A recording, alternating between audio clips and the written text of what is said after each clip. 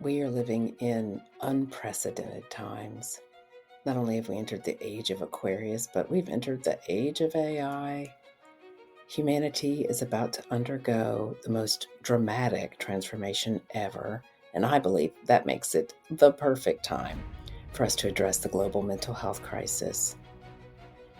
I believe it is through raising human consciousness that we gift people with the tools they need for emotional and mental mastery.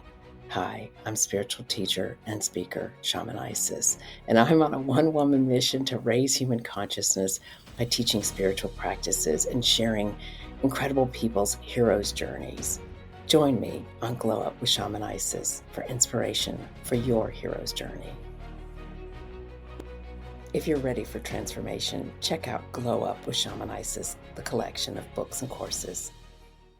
Well, hello, and welcome to Glow Up with Shaman Isis. I'm your hostess with the mostest, Shaman Isis, also known as Cynthia Elliott to my friends and family, and I am so jacked for our episode today. We've got Chad Michael, author, and you're gonna introduce what you do to the audience with us today, and I'm so excited to get to know his spiritual journey and to talk about the work that he does. Welcome, Chad. Thank you. So happy to be Ah, here.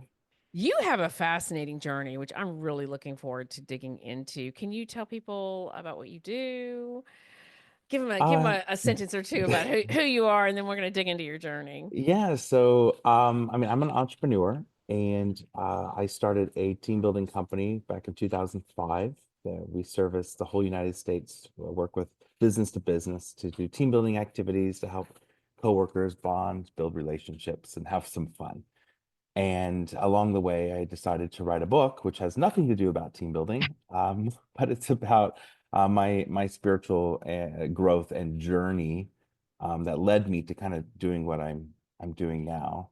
And so a little background: I was raised Mormon in a wonderful family, but six generations deep on both sides. So our ancestors pretty much were there from the foundation of the church in the 1800s and pulled hand carts from Illinois to Salt Lake City. And so I've got that pioneer blood and pioneer spirit in me. And in my mid 20s, I finally had to accept the fact that I did not fit the mold of what a good Mormon should be, and the fact that I'm gay. So I had to navigate through that, find my authentic truth, and satisfy this need within me to be happy. And Mm. I really truly can say I found it. And I found this tool that has helped me, has helped others that have actually done the work. So I'm excited to talk about it. Yeah, I love that. I love that you're so frank and honest about your journey. If you are new to the show, we talk about people's self actualization, people's hero's journey. Everybody is a hero. Everyone is on a hero's journey. And the point of going over them is to allow other people to identify with different guests that I have on the show. And I think religious challenges, religious trauma, I'm not sure if that's even the case for you, but um, having to break free from the structures that you're born into, from the thought habits that are gifted to you by your family, community, church, whatever it is one of the most powerful things that you can do to self actualize. And learning self love and learning to not care what other people think, and to hold your own and to glow as brightly as possible is really what this whole journey is about. Learning to manage that energy so you can create a beautiful experience for yourself. So, Chad, tell us, like, give me some highlights of this journey you've been on. Sure. So there's something that I talk about in my book, and I call it the human story code. And this is the building blocks of all the stories that we've been told since we were born. And these stories build up our identity. They build up the lens of how we see the world and how we perceive ourselves in the world. And all of these building blocks are built up of just that. They're stories. And we treat them as if they're absolute truth. And for Mhm. me, my human story code told me that, I'm as a Mormon, you there's a very clear path on how you live your life. You get an education, you go on a mission, You get married in the temple, and then you repeat, and you have children, and you teach them the same thing, and so forth. And I was born out of that system. And so that was my like perception of the world. And when I finally had this kind of self-actualization that I'm not unworthy, I'm not broken, there's nothing wrong with me, I Mhm. had to break down brick by brick each one of those stories. And I had to keep the ones that felt that I was still in alignment with me, and I had to toss away and discard those that don't. And I had to literally rebuild the lens in which I see myself and see the world. So it's Mhm.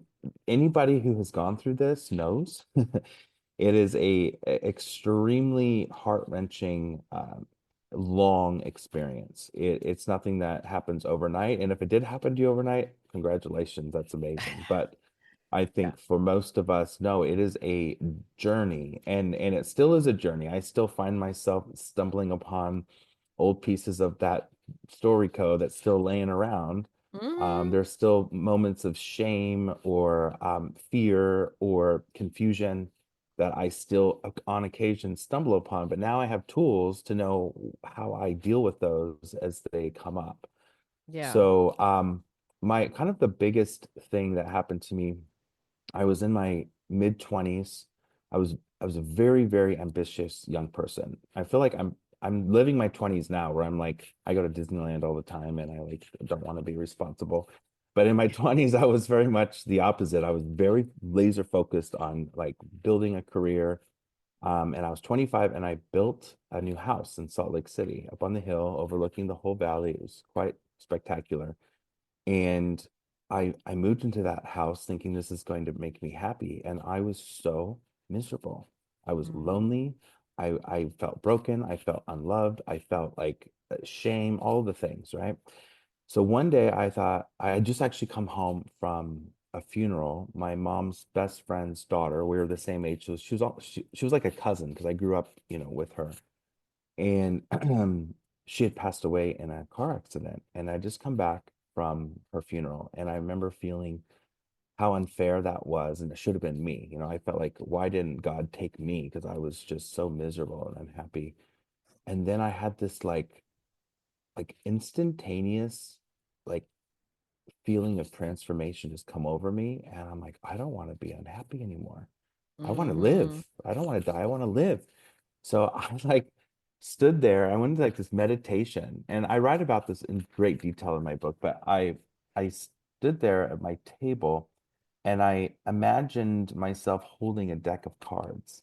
And on each card was one of these belief systems or bricks of my story code.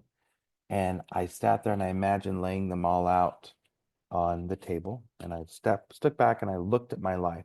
Because you have to understand when you're Mormon, especially if you've gone through the temple and you've done all that ritual stuff, you make all these promises to God and the church and whatnot. They tell you that if you stray from these things, that you'll be in Satan's power and you will lose all the blessings. And I thought that the reason why I had all this success and happiness is because even though I was struggling being gay, I still was staying on that path and working to Mhm. like discard it or pretend like it wasn't there. So I felt like this was my blessing, right? But I was still like, why am I unhappy? So I look at all of these beliefs on my table, and then this like female voice spoke to me. This voice I've heard before in my life when I've been in these kind of moments of crossroads where I felt broken or unworthy or unloved. And this female voice told me, these no longer serve you. Mhm. And just like that, like I imagined this gust of wind come, and it took all those cards and blew them out the window, down the hill, into the city lights. And I thought, I'm going to do an experiment. If if I step away from everything that I believe and my life, like they tell me that I'm going to become in Satan's power, my life becomes, a living testament of that, then I'm going to go back to the church. Mhm. But if I release this and I find the opposite of that I'm going to keep exploring. And that's exactly what happened. I released all of those beliefs and I never once went back to pick up those pieces. Mm-hmm. I continued to move forward. And that doesn't mean from that day forward that life is great and I healed all my trauma. No, that was just the beginning Yeah. of my journey. It took many years, probably a decade or more, to finally, I would probably say, because I would say close to 20 years to finally get to a place to be like, you know what, I know who I am, I know where I'm going, and I have the tools to navigate when these cyclones or storms come and try to knock me out of alignment. Yeah, I love your frankness and honesty about that. First of all, I think that spiritual journey gets so glamorized for the highs that we don't often talk about. It is not for the faint of heart. It is not a journey for the weak of heart. You're literally ripping your soul out and rebuilding every cell in your body. I talk about this, and I'll just take a moment to share this because I think it's important for listeners to get a chance to hear kind of the process for how you what that process is like when you're tearing yourself down, the old version of you, and rebuilding. Um, I created something called the reality wheel because I was trying to express to people. I was like, I got to come up with some way to express to people this sort of process. And the reality wheel works like this, and you'll find this in philosophy. But it really helped me to word it like this for teaching people. So when we're born into this world, we are gifted with our thought habits, and our thought habits are given to us by our mostly our families, but also our community, our churches, and our schools, and of course, some of the more traumatic experiences or extreme experiences that we have. And one of the hardest things for us to understand, because we're intelligent beings, is we really, I mean, like I had convinced myself that I invented my own way of being because I didn't look like the rest of my family. I had a successful New York City, glamorous career. And I thought that meant I didn't have the same issues or challenges. I didn't see the generational trauma. I was running from it anyway. Anyway, so we're born into our thought habits. Our thought habits, which are subconscious and conscious repeating thoughts, create our mental state. Our mental state creates our emotional state, and our emotional state, which is energy and motion, creates our frequency and vibration. It isn't until we begin to practice understanding that it is within our power, only within our power, to choose how we want to experience life, that we begin to understand that it requires us to be aware of our thought habits, to become aware, to increase our awareness so that we understand when our thought habits shift. And it's understanding the power we have to change out the unhealthy thought habits for healthy thought habits that create a beautiful mental state, which creates a beautiful emotional state, which creates a beautiful energy, emotion, and that frequency and vibration that is generated is the lived experience that we have at any time. And it's really understanding that that is the process that you're going through, and it's having to rebuild those to begin to raise your consciousness. And this is why I bring this up for a reason, because on the human consciousness chart, the very bottom of human consciousness, where depression and anxiety is really our experience, is guilt and shame. Guilt and shame is Yeah. literally the lowest vibration. And I remember when I looked at the chart, I was about 6 months into my shadow work, and I was like looking at the chart, and I was like, well, where am I at? Of course, thinking because I was a perfectionist that I'd somehow magically been at the top of the chart, even though I was in a 10-year depression that I was coming out of. And I look at the chart, and I finally came to the realization that I was at the very, very bottom, at the lowest frequency and vibration. I was like, oh my goodness. Well, I had moved up the chart a little bit, but it was that realization that I started to understand that guilt and shame are incredibly destructive things that are gifted to us by the world that we live in. We've literally built a world around fear-based living and victim mentality. And would you say that was kind of the experience that you had in terms of, the growing up in the church? Did it create the sort of fear dynamic? Oh, absolutely. I remember the moment when I had this actualization that maybe the church isn't true, and this terrible feeling of fear that like shuddered my entire body because I thought, oh my gosh, then what's real? What's going to happen to me after I die? Because, I was raised with this knowledge that this is absolute truth and this is the path and this is what's going to happen to you after you die. So you don't need to fear death, all this stuff. And all of a sudden I was like, oh my gosh, what's going to happen to me? What's going to happen to my soul? Like, it's shattering. And, I had to relearn. It's like almost like being in a terrible accident where you lose all your motor skills and have to learn how to walk and talk and all those things again. That's what I felt like spiritually. I had to relearn everything. And the cool thing about it is when I started on this journey of discovery, I started meeting so many other people on their journey that they discovered this knowledge within themselves that was the exact same knowledge I was finding, but we didn't learn it in a classroom. We didn't read it in a book. We weren't taught by our parents. This was just in like natural innate knowledge that came from within. And I started finding other people that were discovering the same thing. And I thought, well, then maybe that's the truth because it's not taught. It just is, it's kind of like discovering that the sun rises every single day in the east. At some point, you're going to discover that. But that's just truth. It happens every day.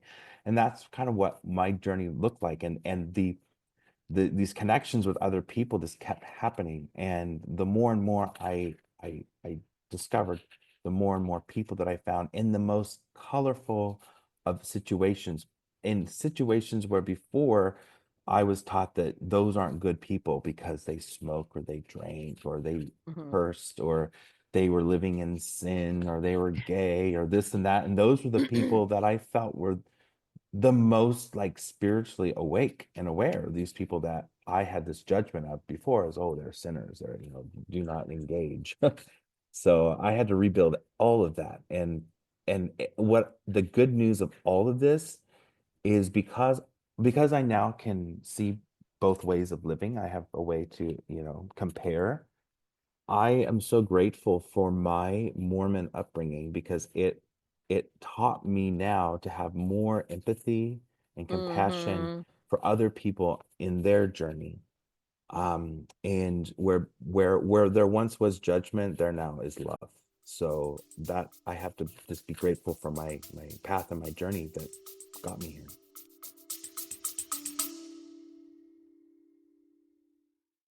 If you're ready for transformation, check out Glow Up with Shaman Isis, the collection of books and courses.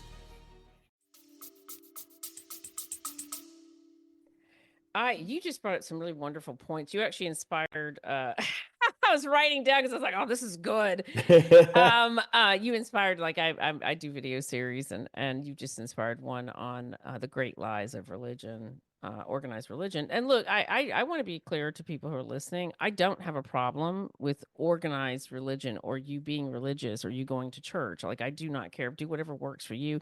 As a matter of fact, I think one of the biggest issues with the world right now is that our mental health crisis is a combination of the fear-based living that's been taught to us through media combined with the collapse of organized religion that told us what morals and behaviors to exhibit in the world. And whether that may have been a lot of fear-based stuff, it still did create a framework that we are not finding a way to replace fast enough in society. And it's causing us to have a huge mental health crisis. But it's interesting, the concepts of heaven and hell, like you had mentioned that about, oh my goodness, did I just say that? Basically, am I going to hell?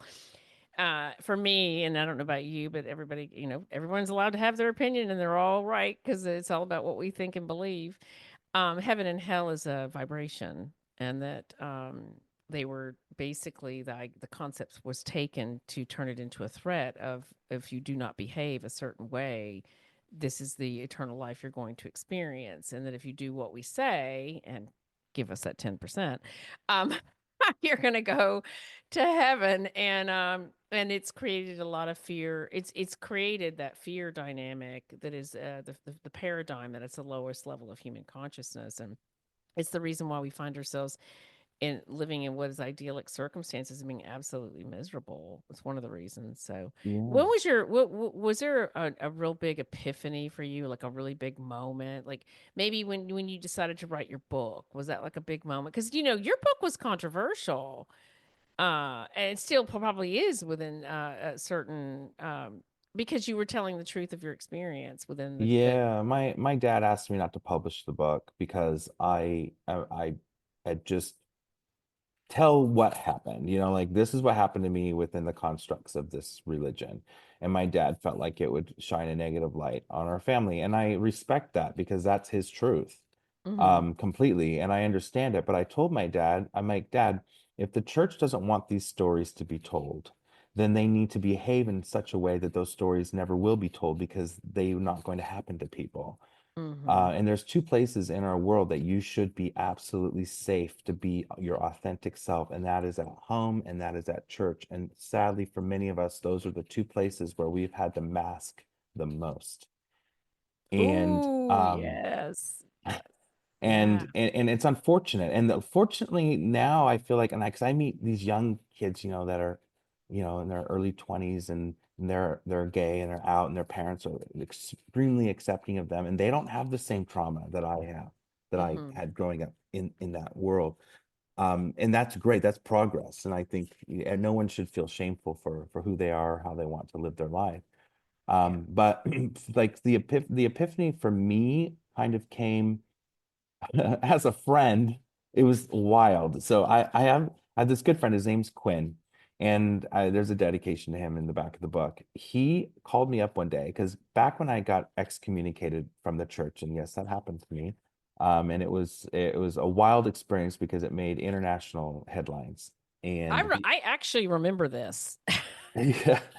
And BYU followed suit and revoked my degree after this happened. So it was like this big like drama. It was just really toxic and gross. But at the same time, it was this exciting news because back then that was so like shocking. Now people don't really seem to care. They're like, oh, you got excommunicated, and but back then it was like, oh my gosh.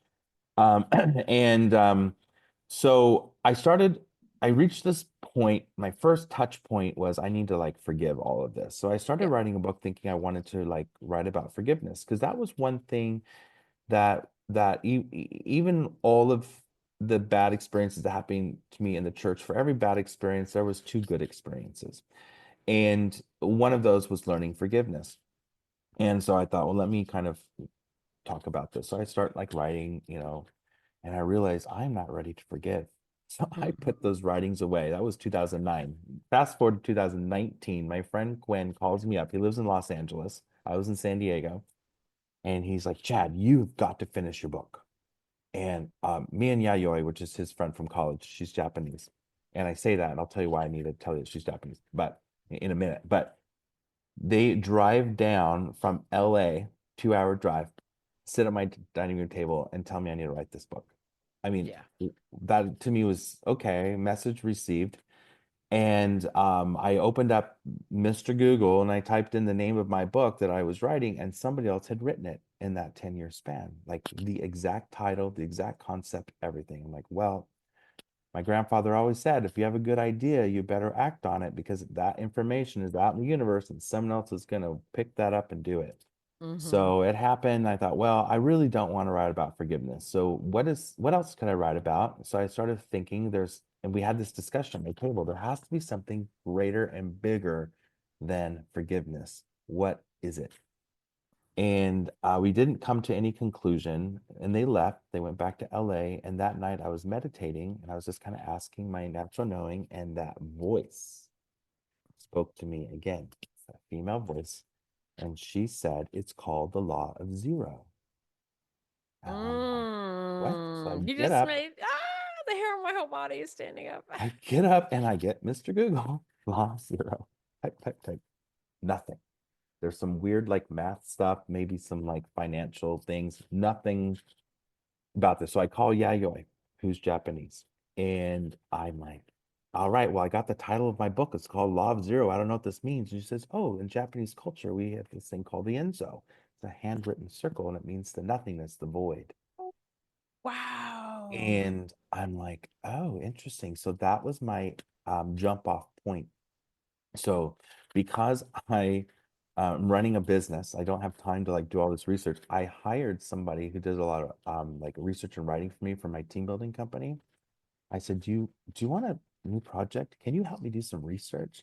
So she did a deep dive, finding books and everything to figure out what is this zero thing. And the only thing we really could liken it to is again this like Enzo thing, this concept of nirvana, the void.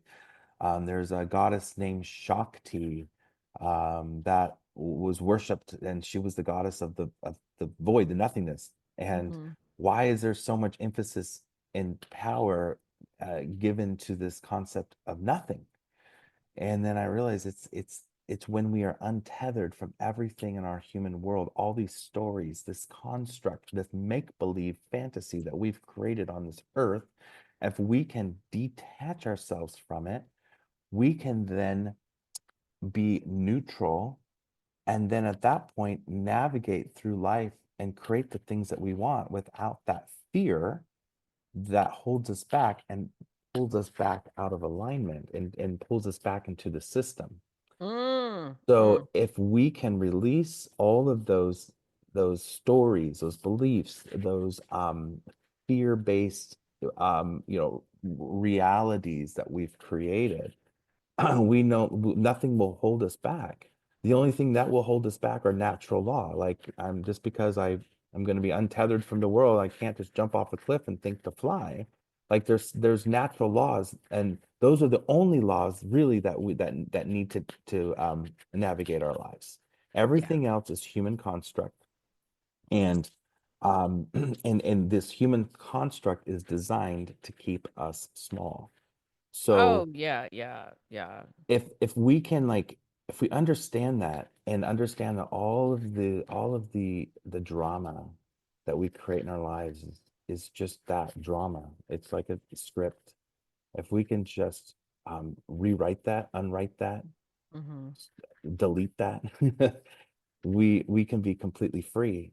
And the thing is, and that's what I discovered, this what zero is. So zero is, it's a place and a state.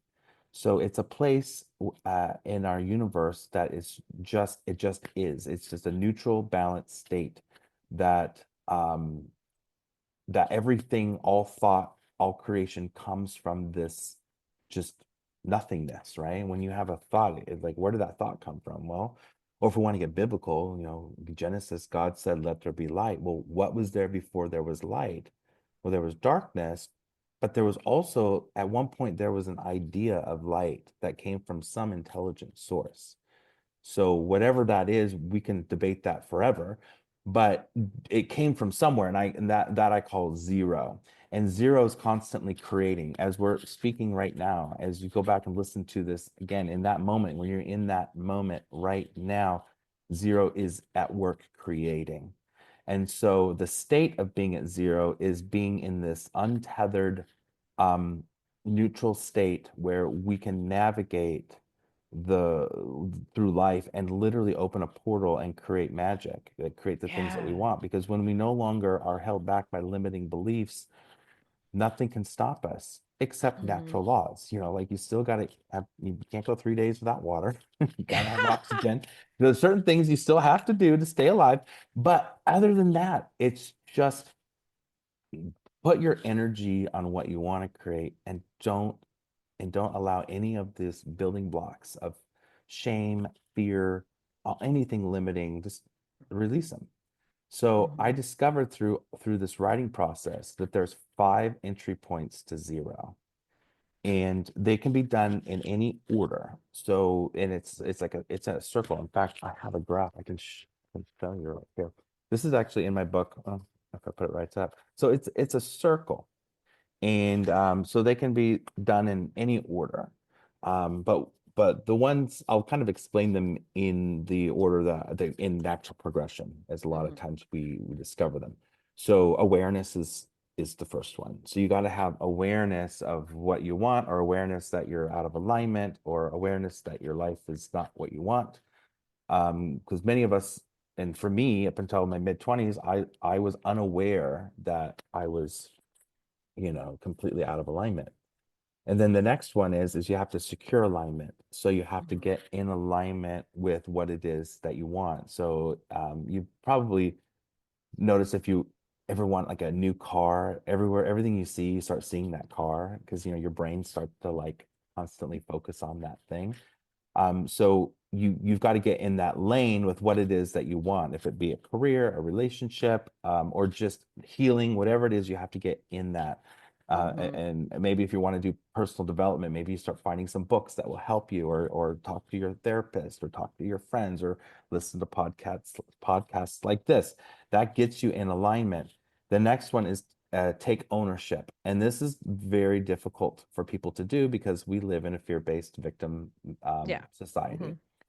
And we want to It's point everyone blame. else's fault. Right, and I always say that everybody's right and everybody's wrong because it just is based on your point of view, based on your human story code. Hmm. So if you can take ownership of everything, even if you were abused as a child, Yeah. like I was, you you did not ask for that, you did not deserve that, and the person that abused you should not just, shouldn't be, we don't have, it's not like we don't need to hold them accountable for what they've done, but we can take ownership of it by no longer being a victim and blaming that person for all of our misfortunes that have happened because you were traumatized as a child. You can Hmm. just say, that is my story, that happened to me. Once you take ownership of it and you name it, kind of like naming Rumpelstiltskin in that fairy tale, once they were Yeah. able to discover his name, they were free of his curse, right? Hmm. So it's kind of like if we can name our traumas and bring them to the light, we then can do something about it, which takes us to the next entry point, which is release to receive. So you Hmm. can release that story, you can release that victimhood, you can release whatever it is that's holding you back so that you can receive what it is that you are trying to get in alignment with. And I have to say that you need to zero responsibly because when you truly start doing this work and you get in alignment with your authentic, true self, there will be a fallout. You will find people, places, things, careers, whatever, start to leave your life and it will feel chaotic. Oh yeah, I think there's not enough emphasis of that. There's so much talk. I just did another interview with Kelly Sparta, and we were talking about this. We talk so much about the highs of the spiritual journey and the, oh, you're one of the chosen ones, which that's not even that. We won't even get into that right now. I believe we're all chosen. I do believe there are some people who are called to help lead the future. That's just there's a difference in wording, but there's not enough conversation about that. It is painful. I love my spiritual journey. I would not go back to the person I was before. I was overweight, I was miserable, I never went anywhere, never did anything, didn't have dreams coming up, I just did nothing but work. But I did give everything up, everything, my reputation, my career. I lost almost all of the people that supported me when I was running an agency because they were benefiting from our relationship, which is one of those bitters. That's one of those spiritual bitter pills. You're like, oh my goodness, all these people were around me because they benefited from me. But they don't want to be around when I need help or support for my new mission. And that's a whole experience that I think bears more conversation. You will lose a lot of things and it will be chaotic and you will get confused. And like I was just talking to the previous interview about is like my old self would pop back up because I kept having to be put in environments where my old self was thriving, and it was hard not to pick up the old habits and beliefs. It's a process. It is a process. So yeah, but you can't. It's like designing your living room. You want to get new furniture. Well, you can't get the new furniture delivered until you get rid of the old. And so you really have to toss it. And even though in a lot of times we're like emotionally attached to these things or this way of life, or it's comforting, it's a status quo. Mhm. This is why people who are in abusive relationships find another abusive relationship because even though they say they don't want it, it's like embedded in their DNA because it's in their Yeah. programming. It's kind of like if you play Super Mario Brothers on video game, it's like it behaves a certain way. It's not going to all of a sudden be Zelda. It's going to be Super Mario Brothers. And the only way to change it, you got to recode it. So we have Mhm. to recode ourselves. And yeah, there's that really uncomfortable time when you're going through this journey where everything feels like, oh my gosh, everything's falling apart. And that's when you have to stay firm, which is the fifth entry point is engage your power. You've got to plant your feet firmly on the ground and trust that the storm will pass and it's going to be a beautiful day tomorrow. And it will. Everything will just work out because when you put your life to the zero test and you untether yourself from everything, everything will just work out. It's wild. I have reinvented myself so many times in my life. Looking back, there I think of those scary moments. And in those scary moments, like for example, the scary moment for starting my own business is that you don't have a steady paycheck.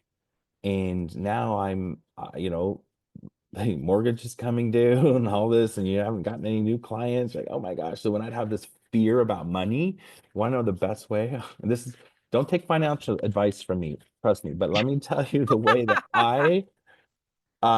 I got rid of that fear of money is I would go shopping. Anytime I felt like Yes. I didn't have enough money, I would go to the mall and I would buy a new outfit, or I would go car shopping, or I would start house No, shopping, I something. actually I actually agree with this because I believe that you have to behave in the energy of somebody who's abundant. And so Hmm. when you're what you're doing is behaving abundant and acknowledging that, well, more is clearly coming in or I wouldn't be out here shopping. Right. No, and it's worked every single time. I mean, Hmm. and there's been moments where I was down to $2 in my bank account, and then I would have that like panic and fear, and then I would just go for a walk, or I would go for a shopping walk, or whatever. I would just get out of that situation, imagine my life not in that situation, and then I would come back and there would be an email from a client wanting my services. I mean, every single time it would turn a corner and it's like there. So I got to the point where I'm like, I'm going to stop fearing money. I honestly have not balanced my checkbook since 2005. I love that.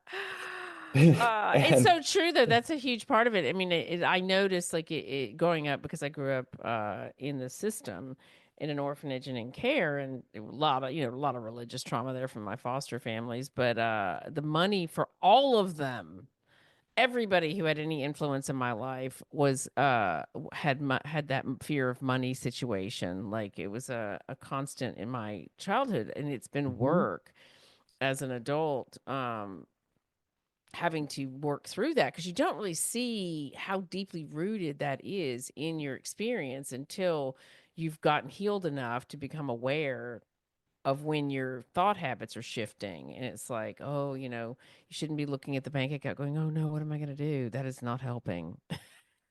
Yeah, like I said, well, you have to, like I say, You have don't to take take, financial advice from me, but because you should be responsible. But yeah, yeah. I figured out a way to just be and let it Hmm. just happen. And during COVID, my business was shut down for 3, 4 months, and doing in-person team building. I mean, we were toast, we were done. And one day I had this epiphany that I need to tr shift from in-person to Zoom. Hmm. And I had been using Zoom because I was having weekly calls with Emily, who was helping me with the book. And I'm like, oh, this platform does a lot of cool things. So I started looking into it and I realized I can broadcast my team building experiences and make them interactive through Zoom. Yeah. So I put a word out, newsletter to all of my previous clients, and within months, I was back in business, and we were doing back-to-back programs with people from all over the world. And because there was no overhead, I made so much money during COVID. I feel blessed because a lot of people lost everything or lost Oh their yeah. lives even. And here I was just like having all of this abundance. And it's because I had a choice. I could sit around and, collect my, I don't know, money that was coming from the state every week, or I could get up and do something. And I made enough money during COVID to pay my house off. And Wow, that's amazing. that What a was great like, story. and then even after I paid my house off, I thought, oh, now I'm going to be cash poor because I just paid my house off. But again, I don't look at I don't balance whatever. After I paid the house off, I still had the same amount of money. I don't know how that happened. I told my bookkeeper, I'm like, don't tell me what happened. I want to just trust that whatever happened was magic because I have no explanation for it. Oh, Um, that's wonderful. I love hearing that. And I think, I don't think we're saying to people be irresponsible, but there's a fine line between uh putting negative energy towards the potential negative outcomes of a situation and taking imperfect action, taking action towards your dreams, and being in the energy of success. There's just a big difference between the two. It is Um, because everything in our life, in our world is just construct of belief, right? So if yeah. you can believe in fearful things, then you can believe in magical things. It's a choice. Mm-hmm. And zero was just going to say one thing to you, yes. So zero doesn't know right from wrong. It doesn't know between this way of living is better than that way of living. All it knows is just to respond to how wow, what you put into it is what you get out. Mm-hmm. And I think most of us, I think it goes back to that fear-based living that we're all programmed since birth. Yeah. Um, we That's where I think most of us can spend some time in that find awareness entry point to find all of the parts of our DNA and our existence and the stories and generational stories of where we have fear. And I did come from a family of fear based about money. Oh To yeah. this Yeah. day, everyone in my family struggles except me because I released that. And when I moved to Las Vegas to start my company back in 2006, I had a meditation room in this house. I rented this house that was way more money than I could afford, but I thought that would get me out of bed. And it was a huge house. I like had all these extra rooms. So I had this room that I made into a meditation room. And every single day I would get up because I would wake up every day with anxiety because I knew I had just like financially um overextended myself. But I was gonna get up every morning and go into that meditation room, and I wouldn't come out until I felt like power and magic. I love And that. that is where I spent a lot of time rewiring all of this coding from my family about fear, fear about money, fear of success, all of those things. But I there are times that I would be in that meditation room for hours because I was not allowed to leave until I had zero anxiety about Yeah. anything. And then I would go out there and I started that company from scratch. I started just going to meeting planners and hotels, and I had done like one team building event for Mm. one client, and that was my experience. And I showed up, I'm like, "Hi, I'm a team builder," and I just pretended like I knew what I was doing, and next thing I knew what I was doing. And I think Yeah. and we all might go through this imposter syndrome, Oh but you want to yeah. know what, I hate that phrase. right? It I is. hate it. The word imposter just it's like fake it till you make it. But look around. Newbie phase. Yeah, when you're driving down the street, driving down the highway, look around at everybody driving around with you and know that they all feel the same way. Mhm. Yeah, it's so true though. We're sort of trained into this belief that we need somebody to tell us that we are something, that we Uh, just deserve a title, that we like I was talking about this again in another interview where we're talking about shamanism, and the problem with it, most people's perception of it is well, it's all based on Western TV, which always showed a drunk, high weirdo, the loner. That was never a good reflection. Most people don't know shamanism is as old as time and has existed all over the world in almost every culture, and in some swaths of shamanism, you're not a shaman until a shaman acknowledges that you're a shaman, and it's like it's very sort of old school way of looking at things, or you need to go take that course and get the certification. And it's like, you need to trust in your relationship with spirit and in your own understanding of what you're being called to do, to just own what that is, and don't explain yourself to other people. That is such a weird thing that we do in our culture, that we feel we have to explain or justify or talk someone into seeing something. For that's not going to work. But you're actually telling on yourself when you feel the need to convince somebody else of what you are. It's knowing that you are, and yeah. owning that. I remember when I started doing team building for these, big companies like Microsoft and Google and Amazon. And I remember one time I was invited by Facebook to come on their campus and do a team building. And I've been there a few times on campus. Saw Mr. Mark, like, hi. And I'm like, wow, if only they knew that I didn't know what I was doing. But then I realized I know what I'm doing, and I had to Yeah. like step into that and own it. And it took me a while to finally feel like yeah, I'm good at this. This is what I do. But I still never let anybody know that. But deep inside, I felt I would finish a game, and I would think, if only they knew that I'm just Yeah. this little guy don't know what I'm doing, don't even Yeah. have a college degree because it got taken away from me. Oh, I know. Yeah, in my case, I never did graduate. So I was fortunate in my career. Although I was a bit lost as a person, I was really successful in my career in marketing and PR, and I worked with a lot of really famous people, like a lot of real household names. And I always tell people, especially people who are new at entrepreneurship or my students, that I've worked with a lot of famous people in technology, business, Hollywood, global names. And the only thing that they had going for them, aside from who they were related to, the only thing that I saw consistently across the board, because I was quite astonished at how dumb a lot of really famous, successful, rich, intelligent people were in real life. I was like, you're not that bright. How did you get to be so rich? But it was this attempt, is opportunity as a young 20-something-year-old, 30-something-year-old to study at the feet of some of the most grand names. But the thing that I found is most of them are not particularly special. They just had a radical, almost delusional belief in their own abilities.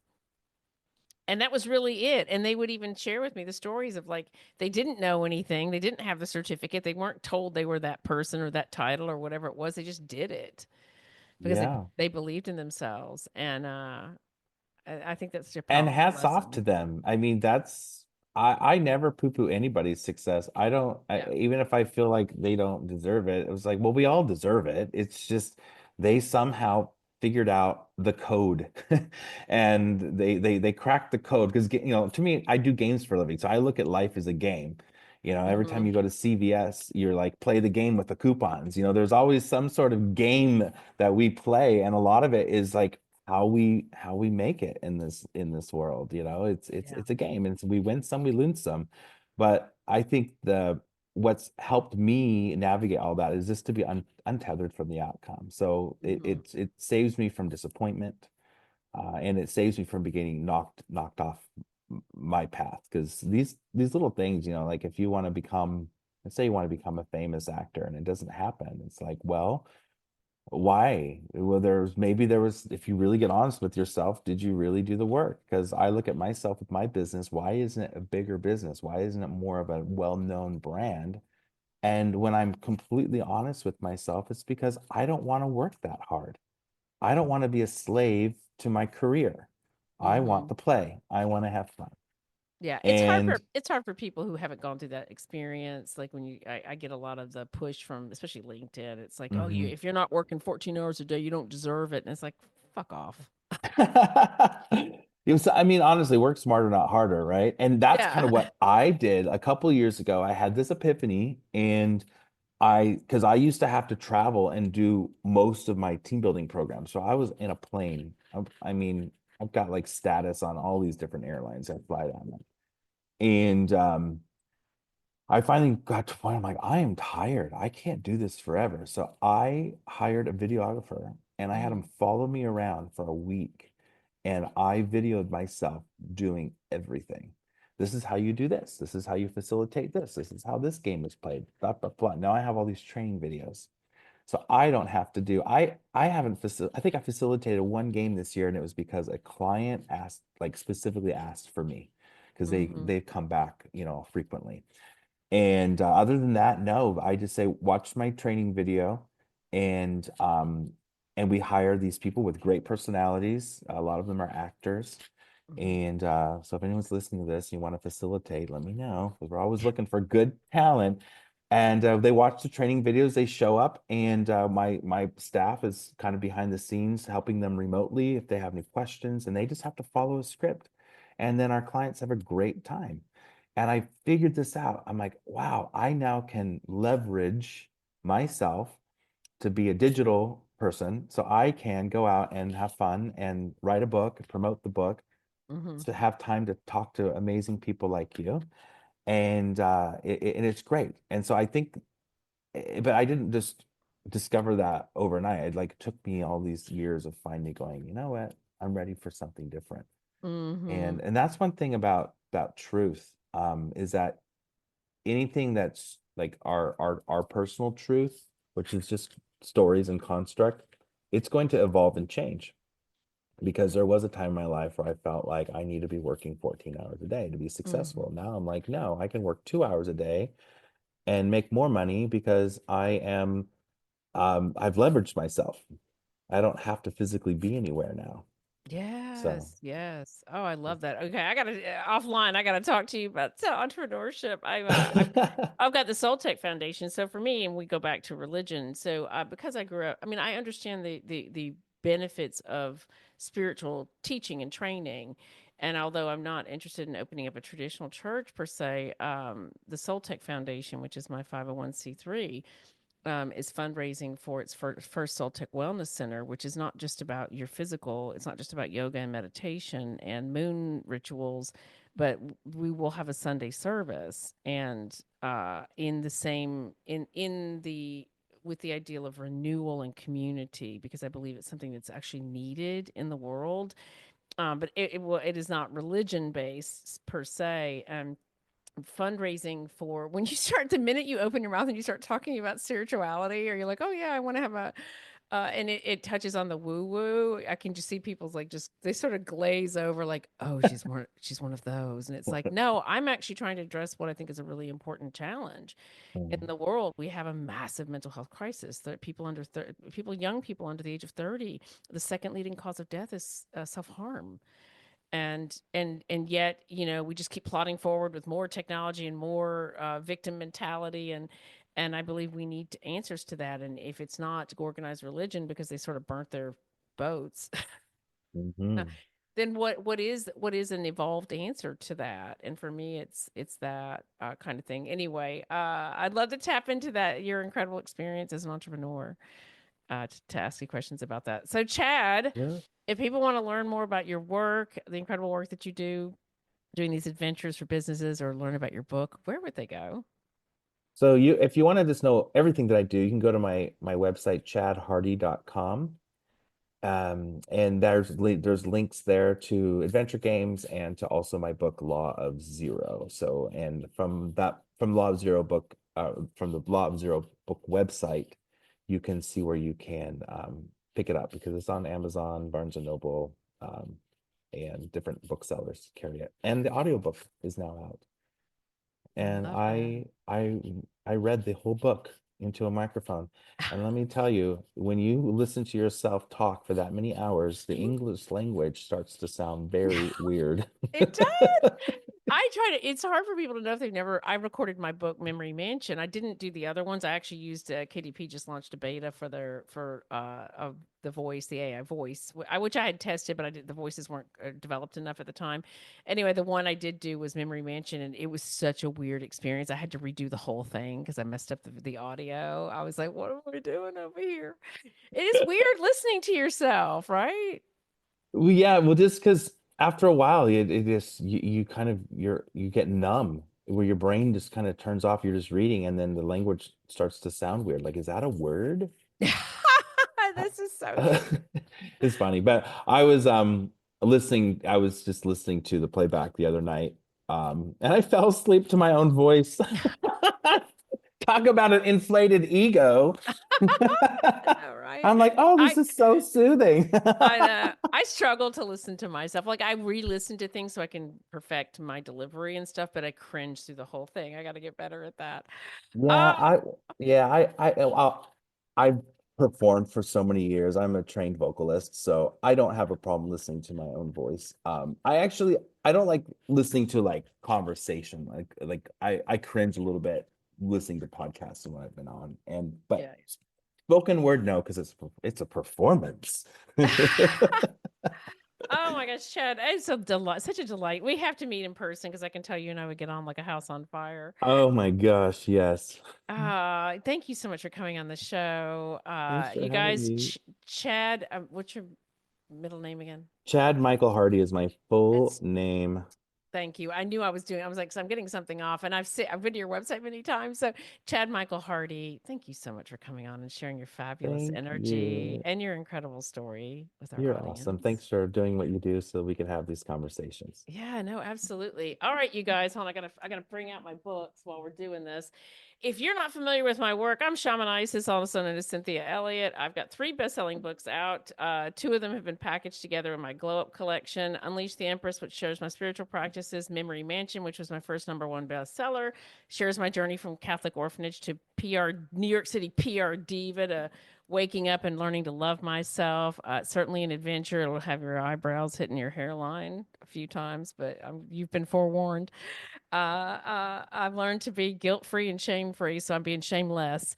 Anyway, if you want to learn more about my work or about the events I have coming up, go to shamanisis.com. If you want to learn more or potentially support the Soul Tech Wellness Centers, where we're looking to help raise the human consciousness on the planet and help people learn to love themselves and have strong mental and emotional and spiritual wealth in their lives, check out soultechfoundation.com. We are fundraising right now for our first wellness center, so go check it out and support us. And thanks you guys for listening. If you aren't subscribed, what are you thinking? It's intelligent listening, something to uplift you on your days when you're struggling or just when you want to put a smile on your face. Anyway, thanks you guys and have a badass week. Bye. If you're ready for transformation, check out Glow Up with Shaman Isis, the collection of books and courses.